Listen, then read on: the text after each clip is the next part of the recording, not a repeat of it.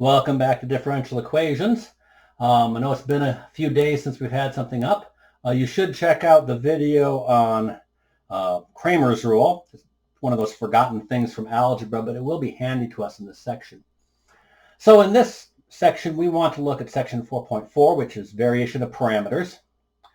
So the type of equation we want to look at is this y double prime plus y equals cotangent of x. So the real problem is that that function over here, the cotangent, is not one of the functions that works really well for variation for undetermined coefficients.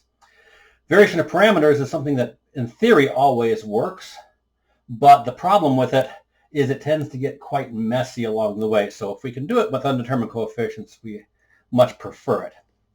The idea here is our complementary solution to this is C1 sine of x plus C2 cosine of x, because your characteristic equation is m squared plus 1 equals 0. Gives you plus or minus I for your solutions.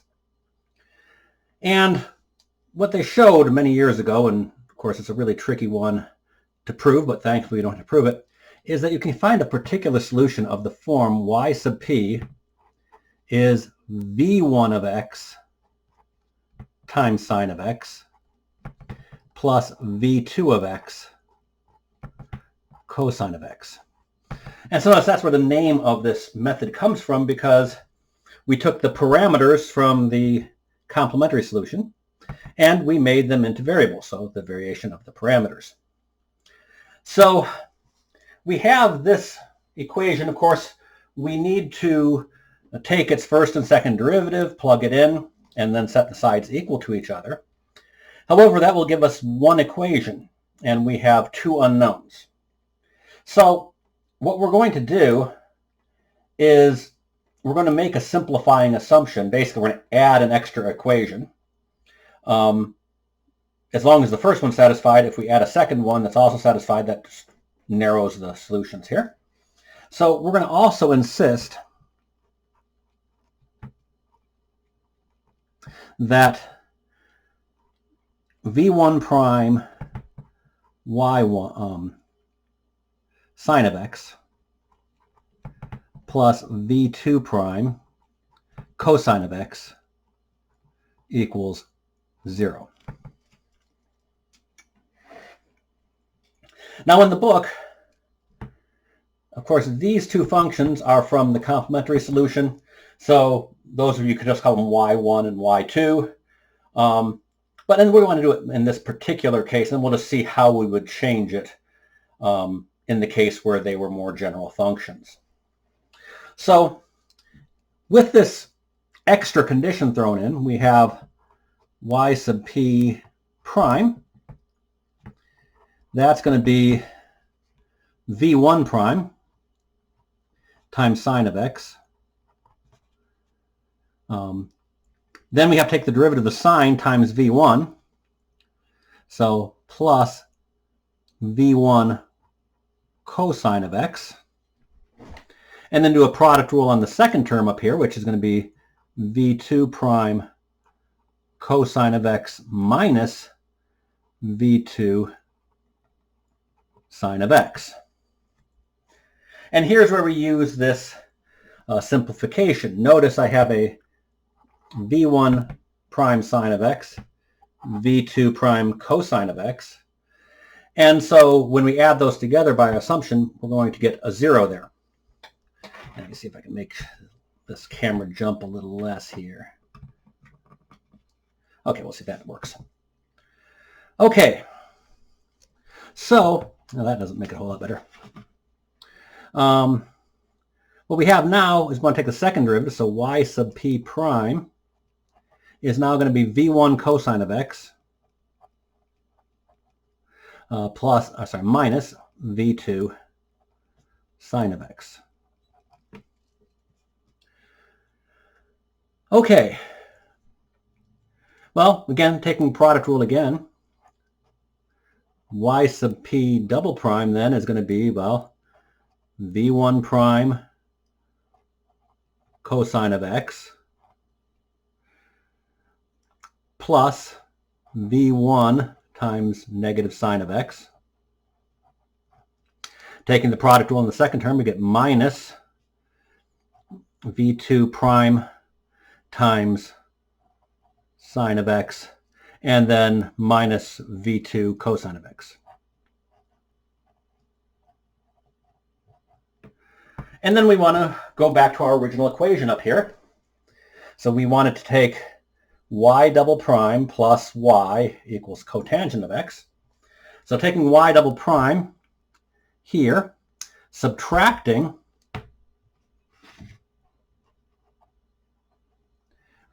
adding in the original y, we'll notice that the y was v1 sine plus v2 cosine.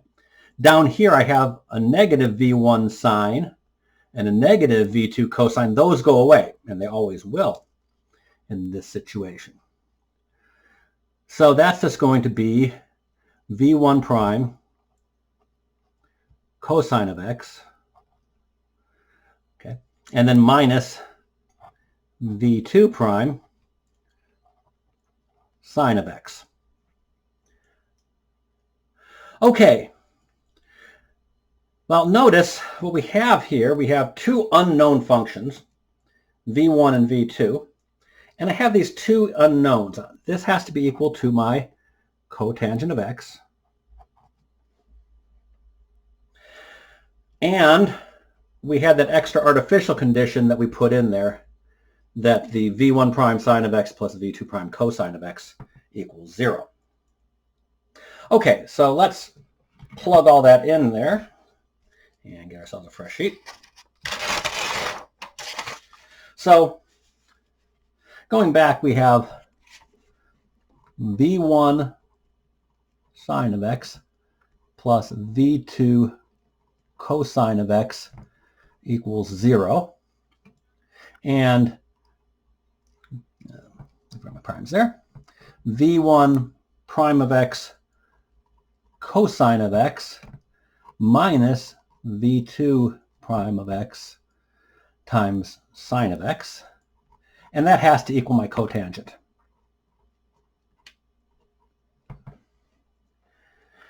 Now this is two equations and two unknowns. Notice the coefficients of my equation are the sine and cosine of function, the ones we know. The unknowns are v1 prime and v2 prime, and this is where we pull out Cramer's rule. So v1 prime is going to be, well, our denominator is sine x cosine x, cosine x negative sine of x. And my numerator, I have to replace the v1 column with my solution vector. So 0 cotangent of x, and then cosine x negative sine of x. And that's why we did the little primer on our Cramer's rule. Now this denominator should look familiar to you, because up here I have the two functions in the complementary solution, and down below I have their derivatives. And if you remember back a few sections, when we took the solutions in the homogeneous case and then took their derivatives, that was a way of testing linear independence. And that particular determinant was called Wronskian. Okay. So the denominator of these is just the Wronskian. And so the numerator, we get 0, and then we get minus cotangent x cosine x. Here we get negative sine squared x minus cosine squared x. Notice that's just a negative 1 in the denominator. So the negatives cancel, and so we have v1 prime has to be negative cotangent x cosine x all over negative 1.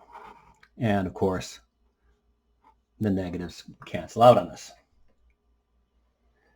So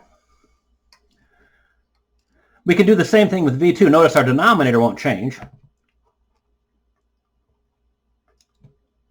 And we're going to get our sine and cosine left alone.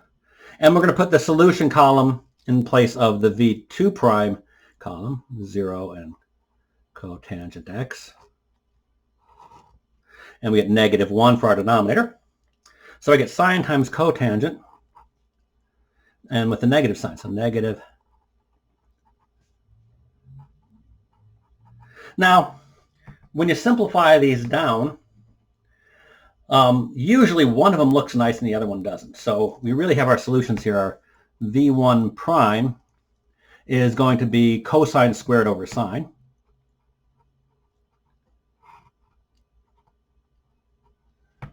And V2 prime is going to be simply cosine. So notice one of these integrals is going to be really nice. The other one not so nice, although this one won't be terribly bad, but it will be a little messy. Okay, so this gives us an example to go through. And then what we'll do in the next video is we'll finish solving this, and then we'll look at the general case. So that stops for now. I did miss a story, though, on Friday, so let me go ahead and give that to you. Well, it seems that Noah had some concerns with the animals after the flood because the Lord said, well, go forth and multiply. And the problem was all the animals were doing great with that except for some snakes because they were adders. And of course, they were saying, hey, we can add, but we can't multiply. Well, that was a problem because Noah didn't want those snakes to go extinct. So he went to the Lord and said, Lord, what do I do for these adders? Because, well, you said go forth and multiply, and they're adders. The Lord said, well, tell you what to do. Go out, get yourself some trees that had fallen over, call them into big logs, and lash them all together. And put the snakes there, and they'll take care of it. Well, Noah thought that was a little nuts, but he went ahead and did it. And sure enough, the next day, here are all these baby snakes going all over the place. And the reason was because, well, Noah discovered that, well, with log tables, even adders can multiply. Okay, well, take care, and I'll have the next video up in just a little bit.